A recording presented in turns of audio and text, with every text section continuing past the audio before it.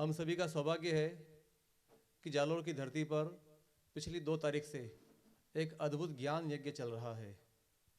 बीकानेर के पास श्री डूंगरगढ़ के रहने वाले आदरणीय संतोष सागर जी एक जाने माने कथावाचक हैं। भगवत गीता श्रीमद् भागवत का पारायण करते हैं, पाठ करते हैं। इनके मन में एक दिव्य संकल्प उत्पन्न हुआ और राजस्थान के सभी जिला केंद्रों पर 7-7 दिन की कथा करने का पवित्र उद्देश्य लेकर साथ में यह संकल्प भी कि श्री कृष्ण भगवान ने अर्जुन को जो ज्ञान दिया था वह ज्ञान आज के विद्यार्थियों तक पुनः पहुँचे, गीता का ज्ञान, और गीता कोर्ट की बजाय कोर्स का हिस्सा बने। हमारे दैनिक जीवन में गीता के ज्ञान का लाभ मिले, हमारे जीवन में कुछ परिवर्तन आवे, ऐसे संकल्प को लेकर बीकानेर के डूंगरगढ़ से यात्रा प्रारंभ हुई। पिछली वर्ष प्रतिपदा को लगभग साल होने आया है, घर नहीं गए हैं। और इस संकल्प के साथ में 27 जिलों में भागवत कथा का पारायण करना और वहाँ के जो विद्यालय हैं उन विद्यालय में पढ़ने वाले आप जैसे तेजस्वी विद्यार्थियों को गीता का ज्ञान देना, सबको गीता भेंट भी करना और हमारे जीवन में गीता एक चमत्कार के रूप में भी, एक शिक्षा के रूप में भी हमारे जीवन को आगे बढ़ाए, इस विषय को लेकर आगे बढ़े हैं। सौभाग्य से 28वें पड़ाव के रूप में यह जालोर जिले में है। सनातन धर्म यात्रा, इस नाम से ये यात्रा चल रही है और हमारे ज़िले में श्री जलन्नाथ जी का जो अखाड़ा है उसमें लगातार पिछले 2 तारीख से दोपहर में 1 बजे से शाम को 5 बजे तक भागवत कथा होती है और प्रतिदिन सवेरे का समय जो है वो आप विद्यार्थियों के लिए रहता है। तो सौभाग्य से आज हमारे इस विद्यालय की धरती को पवित्र करने के लिए महाराज जी आए हैं। आपका इस प्रांगण में बहुत स्वागत है, अभिनंदन है। भारत माता की वंदे वंदे वंदे। अब संकल्प करना है, ये जो गीता आज हमें उपहार स्वरूप पूज्य महाराज से संतोष सागर जी महाराज ने दी है, हम उसको पढ़ेंगे और एक एक बात को अपने जीवन में उतारेंगे, क्योंकि ये वो ग्रंथ है, ये वो संदेश है जो भगवान कृष्ण ने अपने सखा अर्जुन को तब दिया जब अर्जुन अवसाद में आ गए थे, हार गए, टूट गए और अपने हथियार डाल दिए, लेकिन अपने सखा भगवान कृष्ण के संदेश को आत्मसात करके उन्होंने परम लक्ष्य को प्राप्त किया और विजय प्राप्त की। ठीक उसी तरह से इस गीता को पढ़ेंगे और अपने लक्ष्य को प्राप्त करके अपने मंजिल को प्राप्त करेंगे और अपने समाज राष्ट्र की सेवा करेंगे और गुरुजनों माता पिता की प्रति श्रद्धा रखेंगे, उनकी सेवा करेंगे। ऐसे संकल्प के साथ ही गीता में नित्य पढ़ना है। बोलो भारत माता की जय। बहुत बहुत धन्यवाद। आज इस जन्मदिन माध्यम विद्यालय जालोर का करो तो कल्याणम आरोग्यासाय आत्मज्योति नमोस्तुते ब्रह्मज्योति प्रतीकाय गुरुज्योति नमोस्तुते या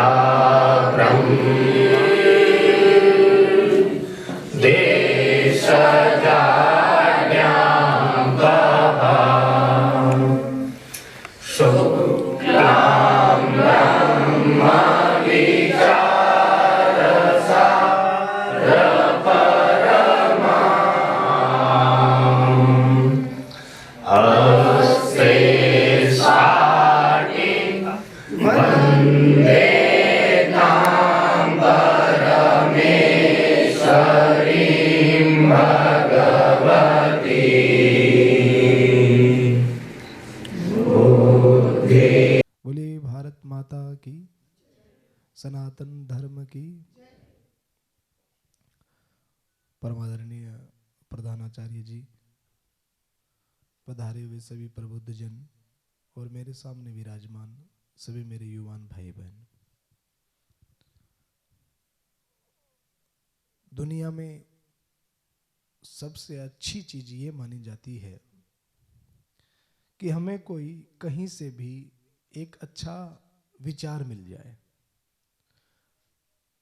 और उस अच्छे विचार का असर हमारी जिंदगी में हमेशा रहता है, जीवन भर रहता है। ये सबसे बड़ा वेलफेयर होता है। आज एक सुंदर सी स्टोरी के साथ मैं अपनी बात का आरंभ करता हूं। एक खेत में एक किसान के पास एक बहुत बड़ा पत्थर, एक चट्टान पड़ी थी। तो किसी समझदार व्यक्ति ने उस चट्टान को देखा और किसान से कहा कि ये पत्थर वर्षों से यहां पर यूं ही पड़ा है, इतना बड़ा, इतना सुंदर, क्या मैं इसे ले सकता हूं? उस किसान ने कहा, भैया ले जाए तो बड़ी भारी कृपा होगी तुम्हारी, क्योंकि बीच रास्ते में पड़ा है, तू ले जाना मत, मैं तुम्हारे घर पर खुद से ही भिजवा दूंगा, कोई गाड़ी वाड़ी में, वो किराया भी तेरा नहीं लगेगा, पर तू इस पत्थर को ले जाना चाहता है तो ले जा, मेरे तो किसी काम का नहीं, बीच रास्ते में पड़ा है, रास्ते का रोड़ा है। वो व्यक्ति उस पत्थर को ले गया और पत्थर को ले जा करके 1 साल बाद में उस किसान से मिला और उस किसान से कहा कि आप थोड़ा मेरे घर पे चलेंगे। किसान ने कहा चलो। तो वो उसके साथ में आया और आकर के उसने उस किसान को एक बहुत सुंदर दिव्य भगवान की मूर्ति दिखाई, बहुत सुंदर मूर्ति। वो किसान उस मूर्ति को देख करके भावुक हो गया और आंख से आंसू आ गए और उसने कहा कि यार मैंने अपनी जिंदगी में इतनी सुंदर मूर्ति कभी नहीं देखी, इतनी सुंदर मूर्ति तू कहां से लाया? तो उस व्यक्ति ने कहा, ये मैं कहीं से नहीं लाया, जो तुम्हारे खेत से पत्थर उठा करके लाया था ना, उसी पत्थर में ये मूर्ति छुपी हुई थी, तू इसको देख नहीं पाया और मेरी आंखों ने इसको देख लिया। तो ये दिव्य मूर्ति उसी पत्थर में छुपी हुई थी।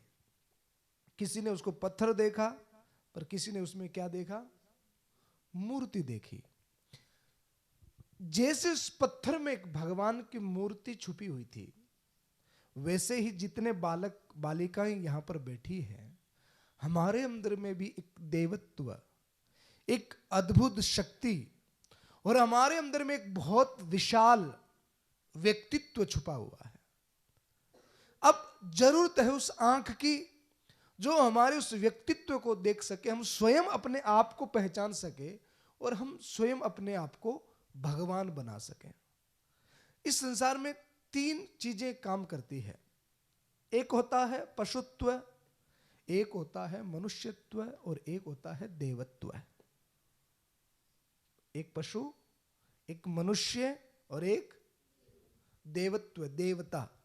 अगर हम इस सिद्धांत पर भगवत गीता की बात करें तो भगवत गीता में 3 पात्र हैं मुख्य। एक पात्र हैं जिनका नाम है अर्जुन, जानते हैं आप सब। एक पात्र है दुर्योधन, उनको भी जानते हैं। और एक पात्र है श्री कृष्ण। ये 3 पात्र गीता में मुख्य है। अब इन 3 पात्रों में अंतर क्या है? 3 पात्र में बोले, एक दुर्योधन, अब इस बात को इस ढंग से आप समझिए, दुर्योधन यानी पशुत्व है, पशु। अर्जुन यानी मनुष्य, मानव। और कृष्ण यानी देवत्व है, देवता। अब हम सबके अंदर, जितने इस कैंपस में हम विराजमान हैं, हम सबके अंदर में एक संभावना है। संभावना यह है कि हम पशुत्व से, मनुष्यत्व से पशुत्व में आ जाएं, या फिर पशुत्व से, मनुष्यत्व से देवत्व में चले जाएं। मनुष्य से देवता बन जाएं या फिर मनुष्य से पशु बन जाएं। ये कैसे होता है? कोई बता सकता है? भगवान ने हमको क्या बना करके भेजा? मनुष्य। अब कोई मनुष्य से पशु भी बन सकता है और कोई मनुष्य से देवता भी बन सकता है। इसका आधार क्या होता है? किस चीज से बनता है? कौन सी ऐसी चीज है जो आपको मनुष्य से पशु भी बना सकती है और आपको मनुष्य से देवता भी बना सकती है? देखो, एक ही चीज अच्छा भी कर सकती है और बुरा भी कर सकती है। डॉक्टर के हाथ में चाकू आ जाए तो वो किसी का ऑपरेशन कर सकता है, और डाकू के हाथ में चाकू आ जाए तो किसी को मार सकता है। दोनों के हाथ में चाकू है, पर इस्तेमाल अलग अलग ढंग से है। भगवान श्री कृष्ण ने गीता में एक संज्ञा दी है कर्म की। हमारे खुद के ही कर्म हमारी खुद की ही सोच। कई बार आपने एक लाइन सुनी होगी कि ज्यादा मत सोचो यार, ऐसा सुना है ना आपने? ज्यादा मत सोचो, ये कहना गलत हो जाएगा। आदमी को सोचना चाहिए, हर पल सोचना चाहिए, हर घड़ी सोचना चाहिए। मैं स्कूल क्यों आ रहा हूं, ये हमें हरदम सोचना चाहिए। मैं अभी वर्तमान में क्या कर रहा हूं, ये हमें सोचना चाहिए। अगर आप मोबाइल चलाते हो तो आपको सोचना चाहिए कि मैं क्यों चला रहा हूं। आप कुछ खा रहे हो तो मैं ये क्यों खा रहा हूं और इसका असर क्या होगा, ये हमें सोचना चाहिए। हम किसके साथ में बैठे हैं, वो व्यक्ति कैसा है, ये हमें हरदम सोचना चाहिए। हर घड़ी हमें सोचना चाहिए, हर एक पॉइंट पर, हर एक बात पर हमें सोचना चाहिए। हम गलती यही करते कि हम सोचते नहीं है और बिना सोचे बहुत सारे काम कर लेते हैं। और बिना सोचे किए हुए काम सदा क्या होते हैं, कष्टदायी होते हैं, दुखदायी होते हैं। हर पल आदमी को सोचना चाहिए, हर पल ये चिंतन करना चाहिए। कोई भी काम आप कर रहे हो, कोई भी व्यक्ति किसी भी समय निठल्ला नहीं रहता। किसी भी समय कोई ना कोई कुछ ना कुछ हम कर रहे होते हैं, और वो क्यों कर रहे होते हैं इसका सोच पहले हमारे अंदर में आ जाना चाहिए कि ये जो मैं कर रहा हूं वो मैं क्यों कर रहा हूं। मैं 2 घंटे से यहां पर फालतू बैठा हूं, क्यों बैठा हूं, ये सोच हमारे अंदर में होनी चाहिए। तो एक सिद्धांत है कर्म का। आप आदर्श विद्या मंदिर के विद्यार्थी हैं, इससे मैं सामान्य बच्चों के साथ बात कर रहा हूं, उससे भी थोड़ी सी अपर लेवल की बात आपसे कर रहा हूं, क्योंकि आपके अंदर में संभावनाएं हैं। अन्य बच्चों को जो चीजें मैं सिखाता हूं वो आप यहां पर पहले से सीख रहे हैं, तो उससे आगे की बात मैं आपसे कर रहा हूं, आपके लेवल को देख करके। क्योंकि अभी आपने इतनी सुंदर सुंदर संस्कृत में स्तुति बोली, और बहुत आदर्श विद्या मंदिर, विद्या भारती में मैंने अभी तक हजारों बच्चों को संबोधन किया है, तो मैं आपकी क्वालिटी को अच्छे से समझता हूं। तो आप ये समझिए कि भगवान ने हम सबको 3 पेज की डायरी दी है। कितने पेज की? 3 पेजेस। और उस 3 पेज की डायरी में जो पहला पन्ना है उस पर भगवान ने स्वयं लिखा, और पहले पन्ने पर भगवान ने लिख दिया जन्म। तुम्हारा जन्म कहां होगा, कब होगा, कैसे होगा, भगवान ने तय किया।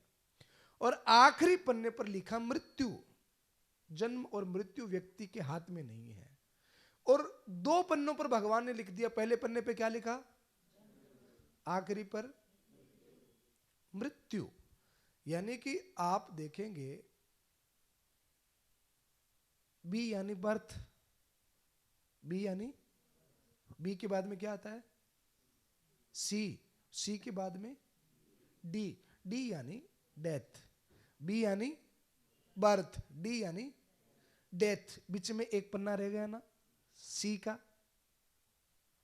3 पेज की डायरी में एक पन्ना है ना आपके पास में, वो सी का पन्ना क्या है, वो सी का पन्ना है चॉइस योर। यानी कि बीच का पन्ना है जीवन रूपी पन्ना। अब इस जीवन को आपको कैसे जीना है ये भगवान तय नहीं करता। ये कौन तय करता है? हम स्वयं तय करते हैं, क्योंकि उसने हमको बुद्धि दी, ज्ञान दी, ऊर्जा दी। अब जीवन हमको कैसे जीना है, और एक पन्ना जीवन रूपी दे करके एक पेन भी हाथ में दे दी, उस पेन का नाम है कर्म। जीवन रूपी पन्ना है और कर्म रूपी पेन है। अब हमें उसमें लिखते जाना है कि हमें क्या लिखना है। अब ये 25 वर्ष आपका जो प्रारंभिक, हमारा जो प्रारंभिक एक सत्र होता है, एक पड़ाव होता है जिंदगी का, 25 वर्ष, जिनको आध्यात्मिक भाषा में ब्रह्मचर्य कहते हैं। ये जो प्रथम पड़ाव है, ये 25 वर्ष आपके आगे के 75 वर्ष डिसाइड करते हैं। समझ में आ रही है मेरी बात? ये जिंदगी का पहला पड़ाव। एक हमारे यहाँ पर बहुत आदि अनंत काल से हम सुनते आ रहे नितिन जी, एक बहुत नेगेटिव पॉइंट मेरी नजर में, मेरी शोध में मैंने उसको हमेशा गलत दृष्टि से देखा है। एक पॉइंट है जो हमने बहुत बार सुना होगा कि अंत भला सब भला। ये सुना है ना हमने, मैंने इसको कभी सही नहीं माना। अंत भला सब भला नहीं होता, प्रारंभ भला तो सब भला होता है। अगर प्रारंभ ठीक नहीं है तो अंत ठीक हो नहीं सकता। नींव अगर ठीक नहीं है तो इमारत ठीक हो नहीं सकती। नींव में कभी हमने सीमेंट, पानी, खाद नहीं डाला अच्छे से, और ऊपर की जो ईंटें लगा रहे हो आप आखिरी, वो एकदम मजबूती से लगा दी, वो इमारत टिकेगी क्या भाई? तो अंत भला तो सब भला, ये कहना नेगेटिव होगा, ठीक नहीं होगा। सही कहावत ये हो सकती है मेरी नजर में कि प्रारंभ भला तो सब भला। अगर आज आपकी जो नींव है, अगर इसको आपने ठीक कर लिया, ये प्रारंभ आपका ठीक हो गया, ये 25 वर्ष आपने ईमानदारी से इसको खाद पानी दिया और ठीक कर लिया, तो जिस प्रकार, जिस समय आपके ये सामने जो प्रबुद्ध जन बैठे हैं ना, ये जब वृद्ध अवस्था को प्राप्त हो जाएंगे और आप युवा अवस्था को प्राप्त हो जाएंगे, तो इनको गौरवान्वित होगा कि आप में से ही कोई बालक भारत का राष्ट्रपति, कोई प्रधानमंत्री, कोई बहुत बड़ा आईएएस अफसर बन जाएगा। आपके अंदर में ये संभावनाएं हैं, आपके अंदर में ये क्वालिटी, ये क्षमता भगवान ने दे करके भेजी है। एक झरने के अंदर में संभावना होती है नदी बनने की, समझ में आ रही है बात? एक पत्थर के अंदर में संभावना होती है मूर्ति बनने की, और एक बीज के अंदर में हमेशा एक संभावना होती है वृक्ष बनने की। सही भूमि उसको मिल जाए, सही खाद पानी उसको मिल जाए, तो एक वृक्ष, विशाल वृक्ष बन सकता है, एक बीज। हमारे अंदर में दो प्रकार की वृत्तियां, जो जिसको हम सकारात्मक और नकारात्मकता कहते हैं, नेगेटिव एंड पॉजिटिव थिंकिंग। तो हर एक खेत में एक भूमि, एक अस्तित्व होती है। भूमि के अंदर आप आम का पेड़ लगाओ, वो भी फलेगा, वो भी अपना फल देगा, और उसी भूमि के ऊपर आप जहर का कोई पौधा लगा दो, बोलो भूमि ना करेगी क्या उसको उगाने के लिए? उसको भी उगाएगी, जहरीले फल भी होगी। इसी भूमि में आम का पेड़ भी लगता है और आग का पेड़ भी लगता है कि नहीं? जिस प्रकार भूमि हर पौधे को बड़ा करती है, उसी प्रकार हमारा ये जो मस्तिष्क है ना, ये भूमि की तरह ही उपजाऊ है। और ये मस्तिष्क में भी जिस प्रकार का बीज आप डाल देते हो, उसी पेड़ को ये बड़ा कर देती है, विशाल कर देती है।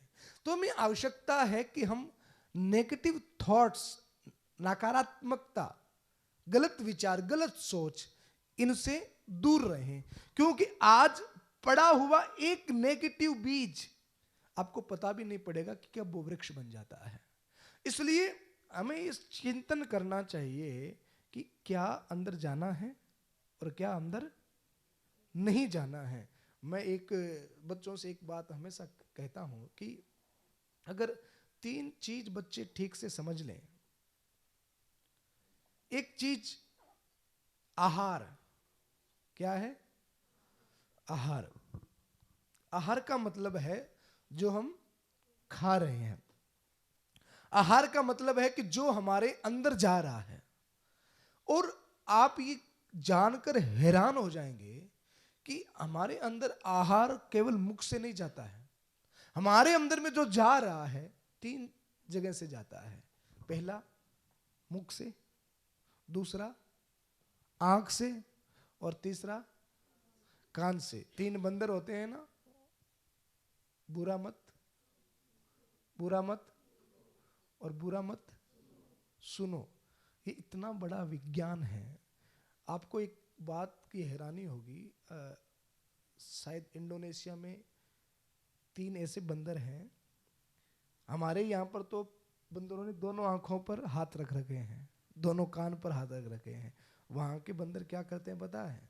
बोले भैया आधे मुंह पर हाथ है, एक आंख पर हाथ है और एक कान पर हाथ है। इसका क्या मतलब हुआ? इसका क्या मतलब हुआ?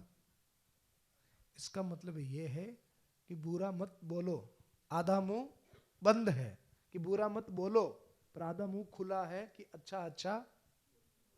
एक कान बंद है कि बुरा मत सुनो, पर एक कान खुला है, अच्छा अच्छा। बुरा नहीं सुनना जितना जरूरी है, अच्छा सुनना भी उतना। एक आंख पर हाथ है कि बुरा मत, पर एक आंख खुली है, अच्छा देखो। हमारे अंदर में 3 प्रकार से आहार जाते हैं। पहला आहार जो हम खाते हैं, हमारी दिनचर्या कैसी, हम खाना कैसा खाते हैं, उसका हमारे मस्तिष्क के ऊपर नेगेटिव पॉजिटिव असर पड़ता है। ये बात हम सब जानते हैं ना, बोलो ना। कोई किसी ने शराब का नशा किया हो तो दिमाग अलग हो जाता है, और किसी ने दूध का नशा किया हो, दूध पिया हो तो दिमाग अलग हो जाता है। असर पड़ता है ना दिमाग पर, दूध का अलग असर होगा और शराब का अलग असर होगा। उसी प्रकार आंख से जो हमने देखा है, आपके हाथ में मोबाइल है 2 घंटे के लिए, 3 घंटे के लिए, अब आप उसको देख रहे हो, अब ये डिसाइड आपके ऊपर वो कर्म है आपका, वो आप देख रहे हो। अब 3 घंटे में आप क्या देखते हो, और वो जो अंदर जा रहा है आंख के द्वारा, वो आपके मस्तिष्क में एक बीज बो देता है। तो हमें ये भी डिसाइड करना है कि हमें क्या देखना है और क्या नहीं देखना है। तीसरा, अपने कानों का इस्तेमाल ठीक से करना। कान को क्या सुनना है और क्या नहीं सुनना है, यह भी हमको डिसाइड करना है कि कान को क्या सुनाना है और क्या नहीं सुनाना है। अपने दिमाग के कंप्यूटर में ये बात सेव कर लेना, और इन 3 चीजों का इस्तेमाल अभी से, आज से ठीक तरीके से करना सीख जाना कि हमें क्या खाना है, क्या देखना है और क्या सुनना है, क्या बोलना है। ये बातें अगर हमने ठीक से समझ ले, आप ये देखोगे कि आपके इर्द गिर्द का माहौल, आपके आसपास का माहौल बहुत पॉजिटिव हो जाता है, बहुत अच्छा हो जाता है।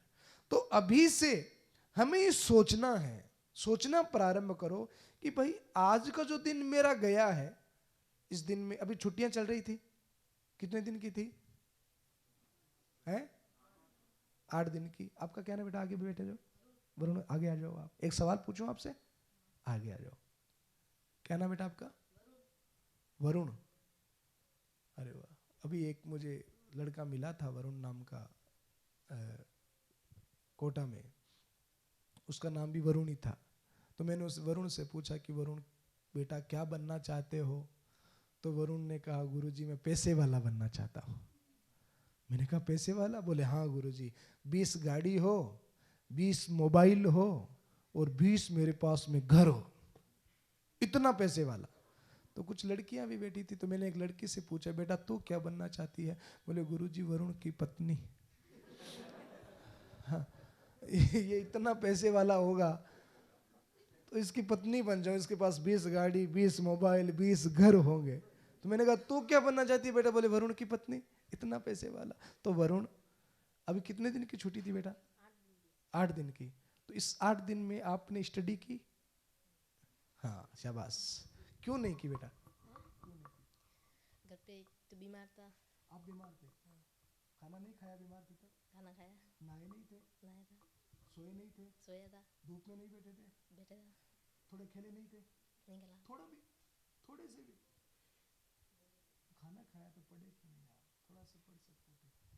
फिर एक बार इसके लिए ताली बजनी चाहिए, क्योंकि इसके अंदर में इतनी ईमानदारी थी कि इसने स्पष्ट कहा कि गुरुजी मैं नहीं पढ़ा।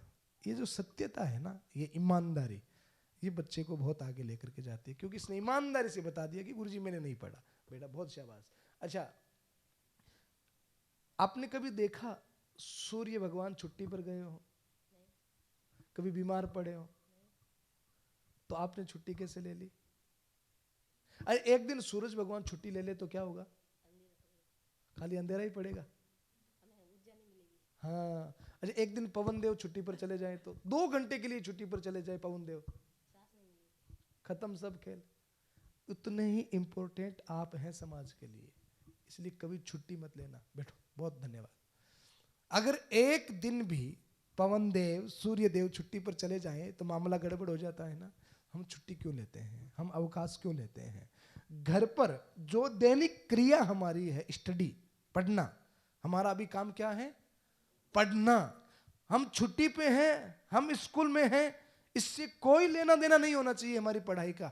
हमारा काम है अभी ज्ञान अर्जित करना, और ज्ञान अर्जित करने का तात्पर्य केवल स्कूली ज्ञान से नहीं है, जो स्कूल में किताबों में पढ़ा दिया, हमने होमवर्क कर दिया, दूसरे दिन टीचर को ला करके दिखा दिया, केवल इतना ही नहीं होता है। एक मल्टी टैलेंटेड व्यक्ति और जिसके अंदर बहुत सारी संभावनाएं होती है, उसको रात दिन ज्ञान अर्जित करना चाहिए। हर प्रकार का ज्ञान उसको लेना चाहिए, रात दिन सीखना चाहिए अपने आसपास किताबों से, धार्मिक किताबों से, मम्मी से, पापा से, दादी से, पड़ोसी से। हर वक्त एक हैबिट हमारे अंदर में होनी चाहिए सीखने की, एक आदत हमारे अंदर में होनी चाहिए किसकी? सीखने की। आप अपने आप में एक आदत डालिए सीखने की, क्योंकि आपकी सफलता किसी बाहरी आवरण में नहीं है, आपकी सफलता आपके अंदर में है। हमारी उड़ान, हम कौन से स्कूल में पढ़ रहे हैं, हमारे टीचर हैं, हमारी किताबें कैसी हैं, हमारी ड्रेस कोड कैसा है, हमारी स्कूल वैन कैसी है, स्कूल का फर्नीचर कैसा है, ये सब हमारी उड़ान तय नहीं करते हैं। ये तो सिर्फ कलर्स हैं। हमारे माता पिता, गुरु, स्कूल, ये सब क्या है? कलर्स हैं। हमारी उड़ान किस में है?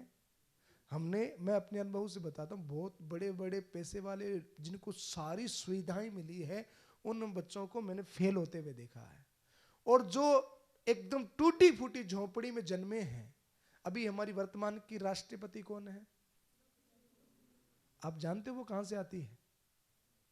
आदिवासी क्षेत्र से, एकदम देहात से, गांव से, झोपड़ी से, गरीबी से। और आज उस गरीबी से निकल करके वो भारत के उच्चतम पद यानी कि राष्ट्रपति पद पर बैठी है, जो भारत का प्रथम नागरिक माना जाता है, उस पद पर बैठी है। ये संभावना किसने तय की? उनके खुद के अंदर की ऊर्जा ने, खुद की अंदर की ताकत ने। तो हमें ये सोचना है, हमें ये डिसाइड करना है कि हमें क्या करना है, हमें एक लक्ष्य निर्धारित करना है। क्योंकि एक बंदरगाह में एक कैप्टन जब पानी का जहाज लेकर के एक सागर में, समुद्र में उतरता है ना, तो वो कैप्टन पहले एक भूमिका बनाता है कि मुझे किस छोर में जाना है, पूरा मैप तैयार करता है, और तैयार करके उस शिप को लेकर के वो रवाना हो जाता है। और 1000 जहाज अगर छोड़े गए हो और उनके पास में सही डायरेक्शन और सही मैप हो, तो महाराज 9 से 999 सही डायरेक्शन पर पहुंच जाते हैं। पर जिस शिप के पास में न कैप्टन हो न मैप हो, और उसको सागर में उतार दिया जाए, तो क्या होगा? वो गुम हो जाएगा, वो खो जाएगा कहीं, वो डूब जाएगा कहीं। तो हमारे अंदर में भी क्षमता है किनारे तक पहुंचने की, सही मैप हमारे पास में हो, सही डायरेक्शन हमारे अंदर में हो। और आज मैं उस सही मैप और सही डायरेक्शन के बारे में आप लोगों को बताने आया हूं।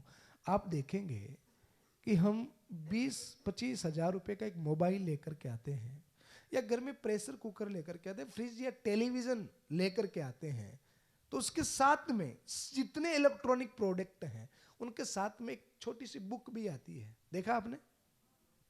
क्या नाम है उसका? क्या बोलते हैं उसको? उस बुक का नाम है मैनुअल, यूजर बुक या गाइड बुक उसको कह सकते हैं।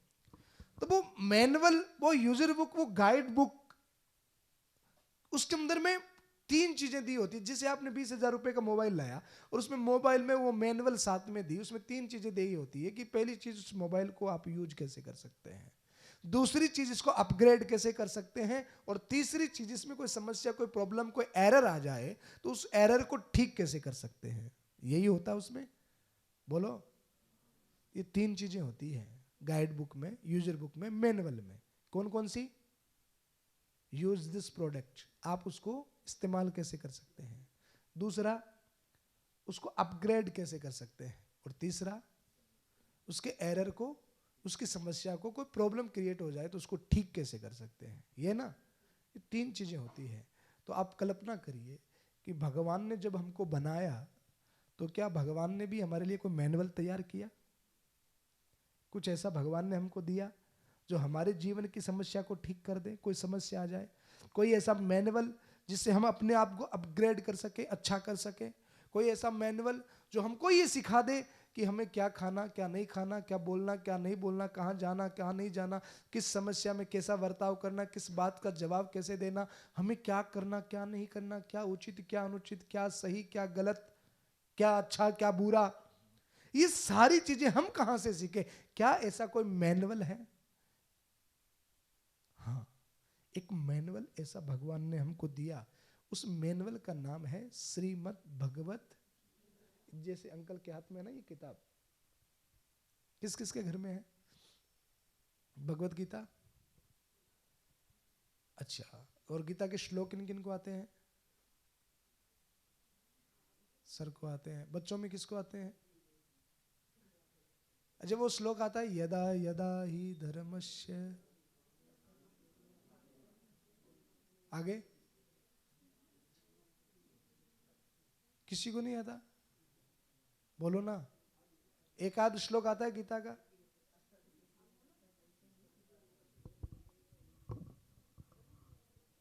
प्रार्थना में बोलते हो बेटा? 8-10 श्लोक बोलते हैं क्या आप? हैं? खड़ी हो बेटा, आगे तुम इधर आ जा। संकोच नहीं करना चाहिए, अच्छी बातों में कभी शर्म नहीं करना चाहिए। क्या नाम बेटा आपका? अरे वाह, नाम भी इसका तो भगवती वाला है। राजेश्वरी, आपको आते हैं गीता के श्लोक? अरे फिर आपने बोला क्यों नहीं? चलो 1-2 श्लोक सुनो बेटा। हाँ सुना दो, सुना दो, कॉन्फिडेंस के साथ सुनो।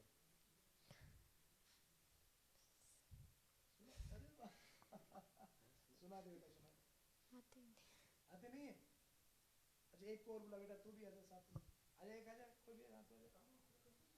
हाँ, खुशबू जी आप खड़ी हो जाओ। खुशबू खड़ी हो, आजा खुशबू। खुशबू कौन है?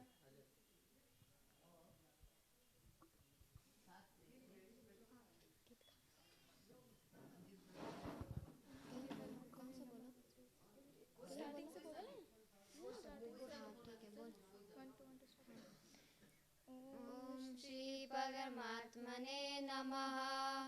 अर्जुन वाच निमित्तानि च पश्यामि विपरीतानि केशव, न च श्रेयोनुपश्यामि हत्वा स्वजनमाहवे। श्री भगवान वाच योगस्थ कुरु कर्माणि संगं त्यक्त्वा धनंजय, सिद्धयो समुभूत्वा समर्पं योग उच्यते। बहुत दिव्य। अब देखो, श्लोक तो आते हैं पर मनोबल की कितनी कमी, आते हैं फिर भी बोल नहीं पाते। तो ये गीता जो है ना, वो मनोबल की वृद्धि करती है। जैसे आपको ये 18 श्लोक आते हैं ना, ऐसे ऐसे गीता में 700 श्लोक हैं। और ये श्लोक नहीं है, ये जीवन जीने के सूत्र हैं। जहां आपके जीवन में कोई एरर, कोई समस्या आई, या फिर ऐसी कोई स्थिति आ गई कि क्या करना है और क्या नहीं करना है, ये चिंतन जब आपके मन में किसी भी विषय को लेकर, दुनिया में जितने विषय हैं, किसी भी विषय को लेकर के कभी आपके मन में ये भाव आया कि मैं क्या करूं और क्या नहीं करूं, और उस समय अगर आपके पास में गीता है और गीता को आपने समझा और गीता को याद किया हुआ है ना, तो उसी गीता का कोई श्लोक आपके पास में आकर के, आपके सामने आकर के खड़ा हो जाएगा, एक मित्र की तरह है। और वो गीता का श्लोक आपको आकर के एक राय दे देगा, एक दिशा दे देगा कि नहीं, अब तुमको ये करना है। गीता मित्र है। गीता श्री कृष्ण के रूप में हमारे पास में है। यानी कि गीता केवल पुस्तक नहीं है, मानो कि कृष्ण हमारे पास में है। तो हम सब लोग इन स्कूली किताबों के साथ साथ में गीता का भी अध्ययन करें। और नेक्स्ट टाइम जब कभी मिलना हो हमारा, तो आज तो मैंने केवल इसकी इंपॉर्टेंस बताई है। 2 महीने 3 महीने के बाद मेरा वापस जालोर आने का मंतव्य है, तो उस समय मैं आप लोगों से फिर मिलना चाहूँगा। तो आप लोग मिलेंगे मेरे से? बोलो, आज बोर तो नहीं हुए ना? ऐसे तो मन में नहीं आया ना कि कहाँ से आगे खाने को माथा हमारा? नहीं आया? चलो ठीक है। तो आज ये गीता मैं आप सबको भेंट दे करके जाऊं, मेरी तरफ से गिफ्ट। आप लेंगे? कौन कौन लेगा? पक्का? अच्छा, फिर क्या करेंगे? वरुण क्या करेगा? तो फिर कह देगा मैं तो बीमार पड़ गया, फिर क्या होगा? पढ़ेंगे? अब बीमार मत पड़ना, कभी बीमार नहीं पड़ना है, चलते रहना है। हाथ नीचे करो बेटा। पढ़ेंगे आप वरुण? खुशबू? राजेश्वरी? पक्का? तो 2 महीने के बाद में हम आप सब फिर मिलेंगे, जितने बच्चे यहाँ पर बैठे हैं। तो उस समय हम किस पे चर्चा करेंगे? बोलो। गीता पर, और उस समय गीता के बहुत सारे श्लोक आपको याद हो, श्लोकों के साथ साथ उसका अर्थ, मीनिंग, और जब दोबारा मैं आपसे मिलूं तो कम से कम आपके पास में 100 सवाल राइटिंग में लिखे हुए हो जो आप मुझसे पूछ सके। पक्का? क्योंकि आप गीता को पढ़ेंगे तो बहुत सारे सवाल आपके मन में आएंगे, तो आप राइटिंग में लिखना, जो भी सवाल आपके मन में आए उसको एक अलग से डायरी डालना गीता के लिए, और आप उसको पढ़ना। कोई बात न समझ में आए वो भी लिखना, कोई ज़्यादा समझ में आ जाए वो भी उसका लिखना कि मेरे समझ में ये आ रहा है, और कोई सवाल मन में आए तो उसको भी लिखना, राइटिंग में लिखना। आप देखोगे गीता के निरंतर अभ्यास से आपके दिमाग की तारें इतनी खुल जाएगी और आपका दिमाग बहुत विकसित हो जाएगा। तो ये गीता की पुस्तक आप लेना। हम कब मिल रहे हैं वापस? किस पे चर्चा करेंगे? प्रॉमिस? अच्छा, इसको रखोगे कहाँ गीता को? हैं? मंदिर में? आप अपने स्कूल की किताबें मंदिर में रखते हो क्या? हैं? तो इसको मंदिर में क्यों रखोगे? इसको कहाँ रखोगे? स्कूल बैग में रखोगे। जब भी आपको समय मिले, नहाए बिना नहाए, ट्रेवलिंग में, गार्डन में, छत पर, जब भी समय मिले, एक नियम, एक हैबिट बना लो कि रोज 15-20 मिनट इसको पढ़ना है। एक आदत बना लो अपनी कि रोज इसको एक एक सूत्र को, क्योंकि बहुत ज्यादा बोरिंग भी है। एक पेज खोलोगे ना, पहला ही धर्म क्षेत्र कुरुक्षेत्र समवेता, बोर हो जाओगी, हर क्या लिखा है छोड़ो, रख दोगे। पर रखना नहीं है, ये आपके दिमाग के लेवल को बढ़ाती है। इसको समझना, एक एक शब्द को समझना है, तो इसको निरंतर अभ्यास कर। 18 बार जो गीता का अध्ययन कर लेता है ना पूरी तरीके से, फिर तो ये समझ में आना आरंभ होती है, तो बोरिंग नहीं होता है। चैलेंज के रूप में एक्सेप्ट करना कि जब तक इसको पूरी तरीके से मैं समझूंगा नहीं, तब तक मैं इसको छोड़ने वाला नहीं हूं। तो गीता के बारे में जितने भी मोटिवेशनल स्पीच आप सुनते हो वो सुनना, और गीता का अध्ययन करना, स्टडी करना, और अपने आप को परिपक्व करना, गीता के विषय पर तैयारी करना खूब। और किसी को गिफ्ट देना हो ना आपको आपकी तरफ से, तो क्या देंगे? भगवत गीता ही देंगे, है ना। चलो हम 2 महीने बाद मिलेंगे तो गीता पर चर्चा करेंगे। पुनः सभी गुरुजनों का धन्यवाद। जय हिंद, जय भारत। भारत माता की वंदे वंदे वंदे। अब संकल्प करना है, ये जो गीता आज हमें उपहार स्वरूप पूज्य महाराज श्री संतोष सागर जी महाराज ने दी है, हम उसको पढ़ेंगे और एक एक बात को अपने जीवन में उतारेंगे, क्योंकि ये वो ग्रंथ है, ये वो संदेश है जो भगवान कृष्ण अपने सखा अर्जुन को तब दिया जब अर्जुन अवसाद में आ गए थे, हार गए, टूट गए और अपने हथियार डाल दिए, लेकिन अपने सखा भगवान कृष्ण के संदेश को आत्मसात करके उन्होंने परम लक्ष्य को प्राप्त किया और विजय प्राप्त की। ठीक उसी तरह से इस गीता को पढ़ेंगे और अपने लक्ष्य को प्राप्त करके अपने मंजिल को प्राप्त करेंगे और अपने समाज और राष्ट्र की सेवा करेंगे और गुरुजनों, माता पिता की प्रति श्रद्धा रखेंगे, उनकी सेवा करेंगे। ऐसे संकल्प के साथ ही गीता में नित्य पढ़ना है। बोलो भारत माता की जय। बहुत बहुत धन्यवाद। आज इस माध्यमिक विद्यालय जालौर का